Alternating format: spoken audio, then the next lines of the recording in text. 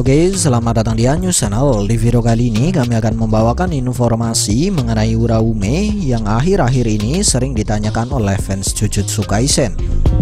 Tapi karena minimnya informasi, kami hanya bisa memberikan beberapa fakta menarik yang sudah dijelaskan oleh sang autor, sekaligus menambahkan beberapa opini kami mengenai hal tersebut. Dan seperti biasa, sebelum masuk ke dalam pembahasan, jangan lupa untuk klik like, share, subscribe, serta tekan tanda loncengnya juga ya. Terima kasih.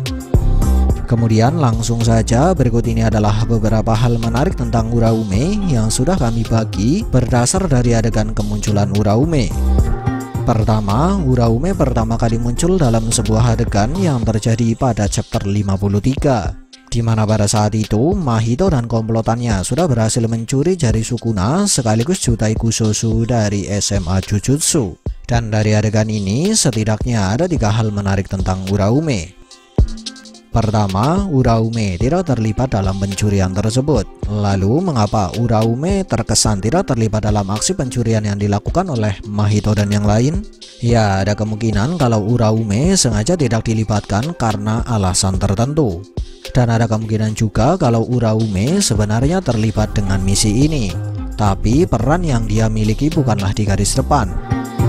Dan sepertinya dia tidak terlalu peduli dengan apa yang akan terjadi pada Mahito serta yang lain, hingga membuat Uraume sama sekali tidak terlihat dalam misi ini. Nah, bila hal ini memang benar, maka hal ini sekaligus menjelaskan alasan mengapa Uraume tidak membantu Geto secara langsung saat Geto dan yang lain menyegel Gojo Satoru dalam insiden Shibuya.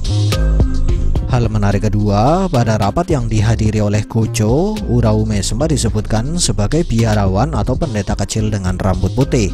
Namun sayangnya hanya kalimat itulah yang digunakan oleh sang autor untuk menjelaskan Uraume di adegan ini.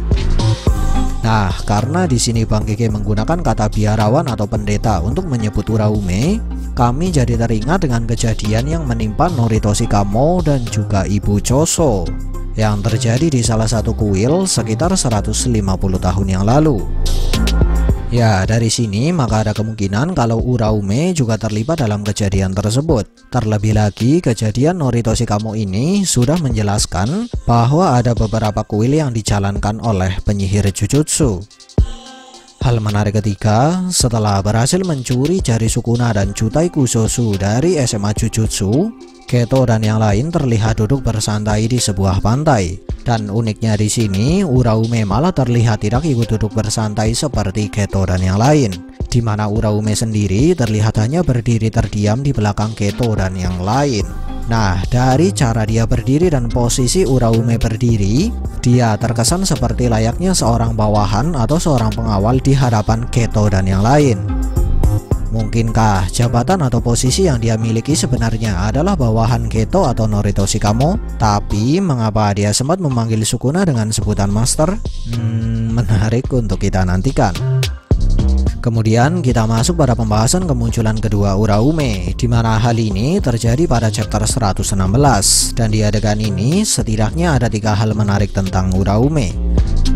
Hal menarik pertama, sesaat setelah Sukuna berhasil menghabisi Choco, Uraume tiba-tiba muncul di belakang Sukuna sambil menundukkan wajah dan badannya. Bahkan Uraume sampai memanggil Sukuna dengan sebutan Master. Nah, karena hal inilah tidak sedikit fans sudah menganggap kalau Uraume adalah bawahan atau paling tidak seseorang yang sangat menghormati Sukuna. Lalu bila hal ini memang benar, mengapa Uraume terkesan sangat patuh kepada Noritoshi Kamo? Bahkan Uraume sampai bersikap seperti bawahan dari Noritoshi Kamo?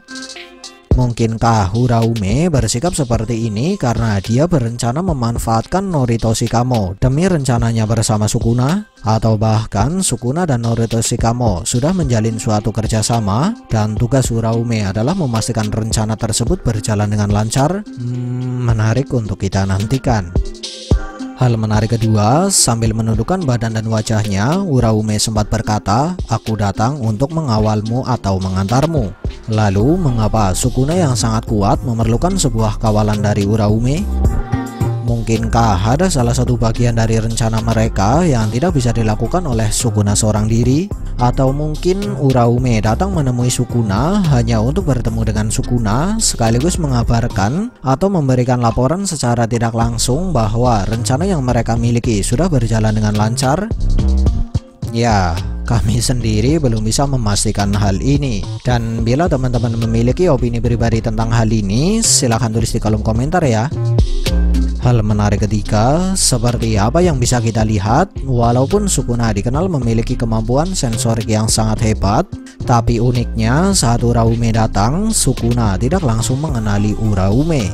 Padahal seharusnya Sukuna dapat mengenali orang yang sudah dia kenal dengan sangat mudah. Dan yang lebih mengherankan lagi, Sukuna sempat terlihat terkejut saat dia menyadari bahwa orang yang mendatanginya adalah Uraume. Lalu mengapa Sukuna sempat tidak mengenali Uraume dan sempat terkejut saat menyadari kalau dia adalah Uraume? Ya jujur kami sendiri belum bisa memberikan jawaban yang meyakinkan. Tapi setidaknya cukup masuk akal bila ada yang beropini bahwa sudah terjadi sesuatu pada Uraume, hingga membuat Sukuna yang sudah mengenal Uraume dari dulu sampai tidak mengenali Uraume dan sempat terkejut dengan Uraume. Lalu sesuatu seperti apakah yang sudah terjadi pada Uraume? Ya, kemungkinan untuk hal ini masih sangat luas. Bisa karena teknik kutukan dan bisa juga karena salah satu efek dari hasil penelitian Norito Shikamo. Selanjutnya kita masuk pada pembahasan kemunculan Uraume yang ketiga, di mana adegan ini terjadi pada chapter 117 di saat Megumi di ambang kematian. Dan di sini terdapat setidaknya dua hal menarik tentang Uraume.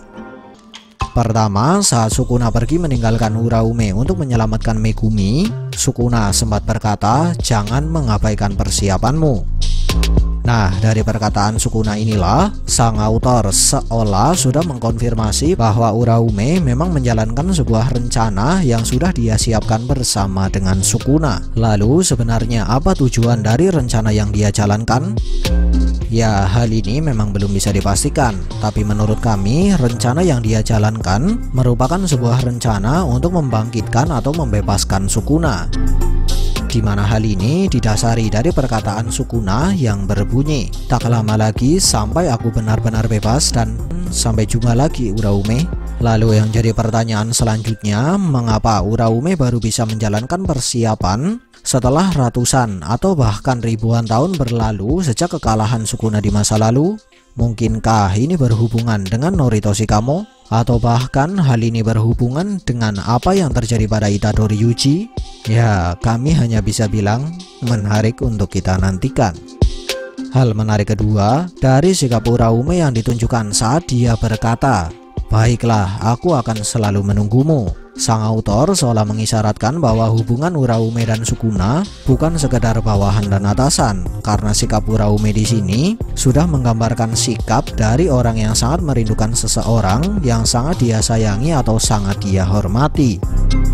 Selanjutnya kemunculan Uraume yang keempat, di mana adegan kemunculan Uraume yang keempat terjadi pada chapter terbaru atau chapter 134. Dan seperti yang kita tahu, kemunculan Uraume di sini terkesan memiliki tujuan untuk melindungi Geto dari Choso. Bahkan sempat diperlihatkan bahwa Uraume sudah menyiapkan diri untuk menggunakan sebuah teknik kutukan sambil memberikan perintah untuk mundur kepada Choso. Dan yang jadi pertanyaan sekarang, mengapa Uraume tidak muncul untuk membantu Geto saat Kusakabe dan yang lain datang? Dan mengapa dia baru muncul setelah Choso datang ke tempat Geto?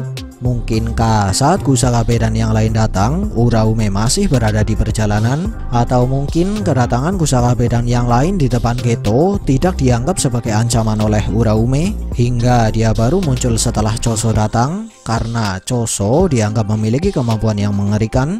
Lalu kemampuan mengerikan seperti apakah yang dimiliki oleh Choso hingga membuat Uraume merasa bahwa dia harus membantu Geto? Menarik untuk kita nantikan. Oh ya, sebelum kami mengakhiri video ini, menurut teman-teman, kesimpulan seperti apakah yang bisa kalian dapatkan dari penjelasan tentang Uraume yang kami sampaikan tadi? Silahkan tulis di kolom komentar ya. Sekian dari kami, and see ya.